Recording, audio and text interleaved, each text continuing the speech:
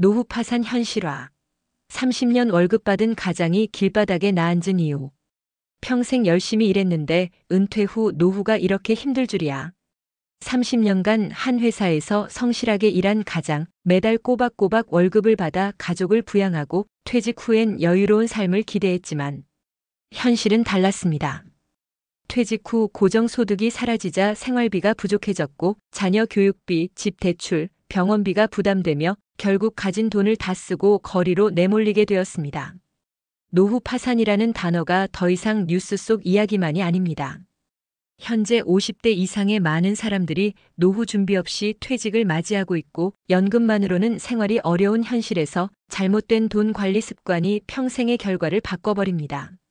오늘은 30년간 성실하게 월급을 받았지만 결국 길바닥에 나앉게 된 가장의 이야기, 그리고 절대 노후 파산을 피하기 위해 지금부터 해야 할 3가지를 실제 사례와 함께 이야기해 보겠습니다. 혹시라도 당신의 노후가 불안하다면 지금부터라도 바꿀 수 있습니다. 1. 돈을 모으기만 하면 부자가 될 줄 알았다. 열심히 모으면 언젠가 부자가 될 수 있겠지. 많은 사람들이 이렇게 믿고 있습니다. 월급을 아껴서 저축하고 큰 돈을 쓰지 않으면 괜찮을 거라 생각하고 결국 모아둔 돈이 많으면 걱정 없을 거라 믿습니다. 하지만 노후가 되면 돈이 빠른 속도로 사라집니다. 병원비, 생활비, 세금 등 예상치 못한 지출이 늘어나고 저축한 돈은 물가 상승으로 인해 가치가 떨어지며 결국 돈이 줄어들어 버티지 못하는 상황이 됩니다. 저축만 하다가 결국 돈이 바닥난 김영훈 가명씨. 김영훈 씨는 60대 초반까지 근면 성실하게 일한 직장인이었습니다. 월급의 40% 이상을 저축하며 투자 없이 안전하게 돈을 모으기만 했고 은퇴 후 3억 원 정도를 모아둔 상태였습니다. 하지만 현실은 예상과 달랐습니다. 매달 생활비로 300만 원 이상이 나가며 노후 건강 문제로 병원비 부담이 커지고 10년이 지나니 저축한 돈이 거의 사라져버렸습니다.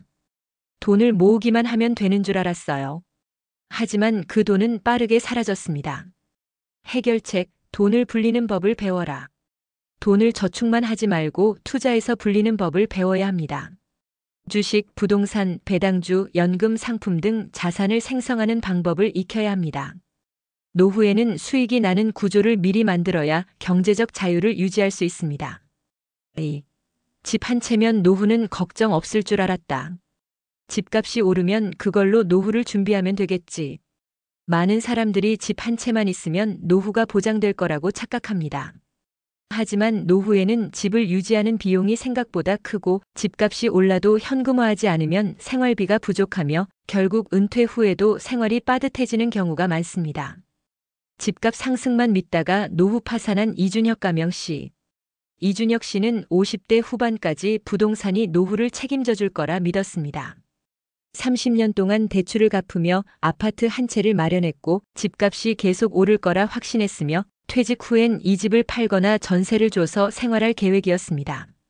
하지만 현실은 예상과 달랐습니다. 예상과 다르게 집값이 크게 오르지 않았고 집을 팔려고 해도 시장이 좋지 않아 쉽지 않았으며 결국 생활비가 부족해 대출을 다시 받으며 생활하게 되었습니다. 집이 있다고 노후가 해결되는 게 아니었어요. 결국 현금이 없으면 버틸 수가 없습니다. 해결책, 자산을 다양화하고 현금 흐름을 확보하라. 부동산만이 아니라 다양한 자산을 분산 투자해야 합니다. 월세, 배당금, 연금 등 꾸준한 현금 흐름을 확보하는 것이 핵심입니다. 집을 보유하는 것이 아니라 돈을 만드는 시스템을 구축해야 합니다.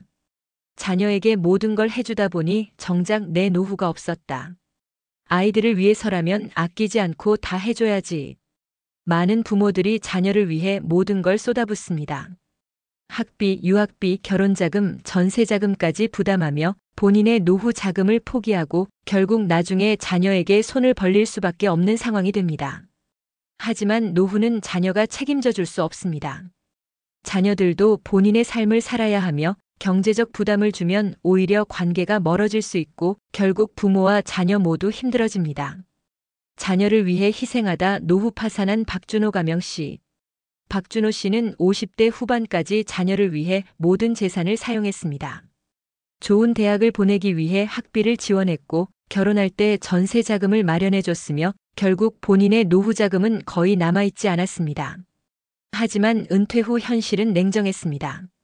생활비가 부족해 경제적으로 불안해졌고 자녀들도 본인의 생활이 바빠 부모를 지원하기 어려웠으며 결국 작은 원룸에서 생활하며 근근히 살아가게 되었습니다.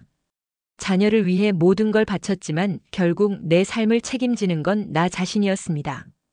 해결책: 자녀보다 내 노후가 먼저다. 자녀 지원보다 본인의 노후 준비를 먼저 해야 합니다.